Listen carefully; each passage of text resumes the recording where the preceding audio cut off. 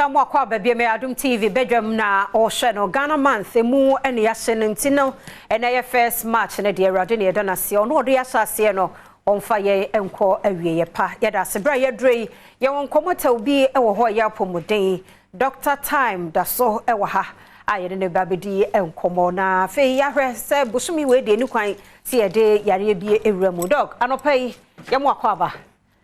na bibia boko de bibia boko ye de nyame ase Dr. Time da so time e da so egusu aye na adwuma enya asam sa no obi ma menyonko bi a me frɛ no ka ho asem so de ne papa ba ho ase na ma me bibia ye kama ye de nyame ase koso na ye ne sa pepe pensesa no se de adehye na gye watomo no koso na ye ne sa fa ma wo ene ye ntie ne bia na ne de di kan ye obi ti udin no sa mate efa aseda ma twedi ampo kwa me wona otonsu boy wia na enne de meka say onyankopon asem ama nipa nim de adi nkugu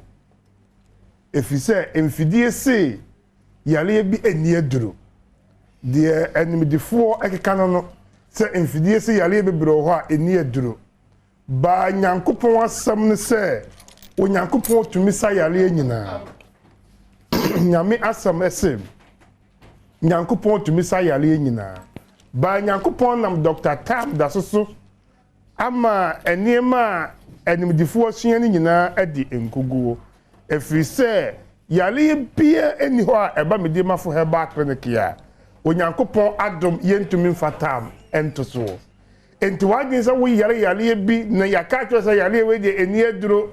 eno na de wuko wuo mo mpacho omo ka ye no omo nyina adi nkugu efise nyankopon nam Dr. Tam da so ye nsankyere ne akese ye anwanwade nipa bebre na ye dikre won senka omewuo wona wofura burukyire wona wofura Ghana ha ya emfidia ye nipadua mu hwehwemu kyere se nipadua we entumi ntenase biem ba nyankopon Adom na ebeduru Dr. Tam da so aso ye ya Doctor de ebre etosoa empa ho entima me yale bia hawo atete wo ada wo so wache na wadwen se eni aduro no onyankopon de oyaresafo bi aba abepie mo oman Ghana mu anaso ye ewo kumase ebu akwa agogo eho na wo bana Dr. Shaw nansa wo shaw enenan wo shaw enenum ne bra ode to yale so na empa ho na yarefo na ama ne edin Dr. Tam da so enti be piem wo kumase ebu akwa agogo na doctor wo shebra to yare so onfo ne bre ni bi ento wo yare so da bia metaka asem bi se wo dia wo ba ho na woni mu hwe no betnasikom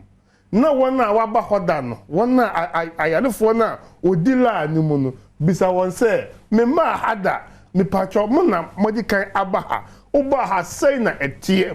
na obeti adansia hodoa wona waba hoda edie obisi doctor me ba na mani enhuna de enamia na me baaye me ba ye so ame ebu ho se wo beduro week we na ye de yale ni bi ba wo mi se nipa no ontumi nsolu biem se nipa no sambra ni week na sambra se nipa korona obo se ampa oyaresafo ene ewurade na ewurade nam Dr. Tam da so ye nsankyere ne akese nyankopon Adom ebubuafo nante enifrafo nyina tumi sina panie stroke diabetes pressure yade na yesuro kania enka ekanipa efieja adum no nyina ene nyankopon nam Dr. Tam da so ene diabetes nyina ye 30 case pressure nyina aye 30 case mesisi mechika se mikotoge minasi atata mikoda mintumi na mewidie mu hyehyeme ni nyina ye 30 case wo Medimafo Herbal clinic ebize onyankopon ye medanse ni trodo se ye wo obia ni kurom ofin so abofo maami wachia ama krome nyina kura se ye kiro di fia ye se komami a wachia ni efie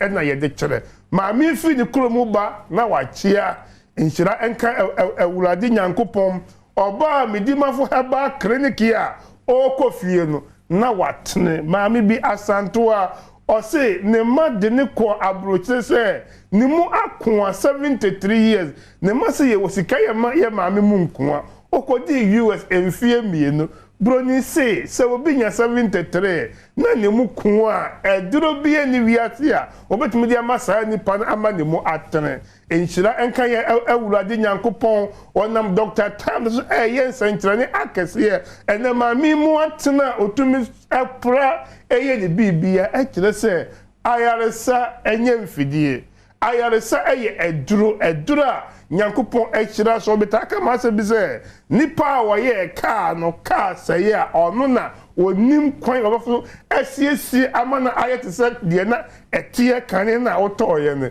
enti se wo awo hemi wo gitumi se nyankopɔn ne bo wo nipadua no na se ba bi esintowo chimatie bia ono pa ne betumi esiesi a menje wo ho akinye onam Dr. Tam na so yensenkyerane akese wo man Ghana mu ama ebia so afoforo so oman a etwa ye ho ahie nyina agye atum se ampa ayaresa ba be PM wo Kumase Ebua kwa agogo wada de mu ache wachinchin ache na so kan wakoma to yem ebra esede nyankopon hye ne ho animonyam na mesu be PM wo Medimafo Herbal clinic nkwasa wo yale no wo se wo de sese kampo ni wabusuafo ache dia ebeti wode so wo Medimafo Herbal clinic be ma wo hye me a obema ne awuo doctor say ube PM na edi 24 hours na ansori ade upe bia be ye free say eno de ayekata woni te be PM wo Kumase Ebua kwa agogo metaka kire obi a ohem se ema ye kwa na enye tenten ma ya clinic eye ba akopɛ ɛwɔ ɔman Ghana mu yɛnto yɛduro wɔ baabia obu tise wo bi se Medimafo aduro ni anatam da so aduro ni ɛna ɔton a sɛ police station bɛwa ma yɛnkyɛ no yɛnto bi wɔ baabia ma di kan ka sɛ Medimafo Herbal clinic ni yɛmfa mepesika wɔ Ghana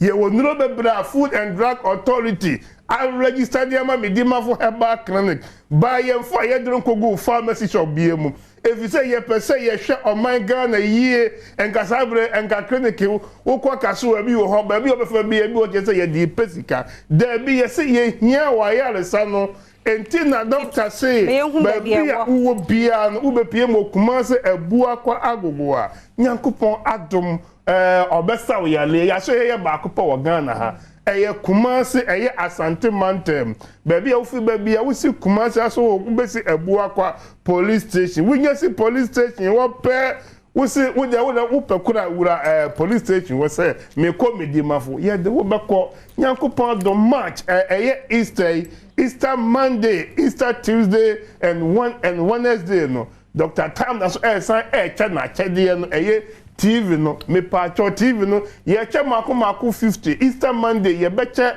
obi obebo bi ansa beka emo ne anwa Easter Tuesday ye beche TV no 25 na Wednesday ye che 25 ye de ma ona wo card wo Medimafo Herbal clinic upese on saka bi a me pacho efi na ekoya chase beje waya de sa wanya waya de sa konkono no doctor sandu brebi o say sabaji TV we kire say onyankopon na soma doctor say omehu ne man mobo be PM Kumase Ebua kwa agogo na doctor wo shebra to yare so no ofode brani be ento so na nya waya de sa efi say ayare sa de wo pa eye baabi ba akopɛ eye Medimafo Herbal clinic pe usan ye ho a baabi furo bi enye de eni ho bi doctor time da so ne number no ene wo screen no ase en me do for frɛ se 0500727215 0500727215 Dr. Time da so ene wo screen no ase na fe de akere wadwen de okan de wan kan den so wopamu enkyiremu no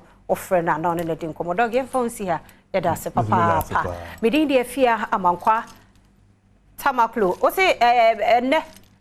Savida womo adaroma Savida bonre kente womo na address me sama me womo number no na me famma womo na se bia wo ye wedding wo ye bibia wo pe amamre de address wo ho dia Savida bonre kente womo no mo Instagram mo Facebook na that ma me womo number ana yenya Facebook yes Savida ubenya womo on address or kama me post me picture me do contact beto na phone no modi ensa wo so me dia fia amankwa tamaklo me ko manyene kwabna santia ye krado etwaso